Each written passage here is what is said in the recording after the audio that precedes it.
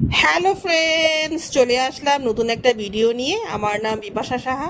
Friends, আজকে আমার মনে হলো ড্রেসিং টেবিলটা আমার এত নোংরো ধুলো বালি পড়েছে, তো এগুলোকে আজকে পরিষ্কার করব। আমার ড্রেসিং টেবিলটা জানালার পাশে এত ধুলো আসে কি বলবো ফ্রেন্ডস। তো আমি তো জানালা সেরকমভাবে খুলতে পছন্দই করি না এই ধুলোর জন্য। এখন বৃষ্টি হচ্ছে না, ধুলোবালি দিয়ে একদম মানে একাকার অবস্থা। তো তার সাথে ভাবলাম এই পর্দাগুলোকেও মেশিনে দিয়ে দিই, কারণ যত পরিষ্কার রাখা যায় অত আমার একটা অ্যালার্জির প্রবলেম আছে।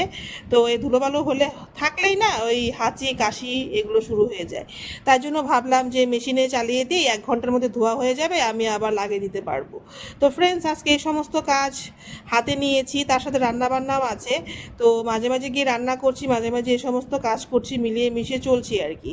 তো মাঝে মাঝে ঘর দুয়ার পরিষ্কার না করলেও হয় না। তো তার সাথে আজকে এই রো মাছ আনা হয়েছে।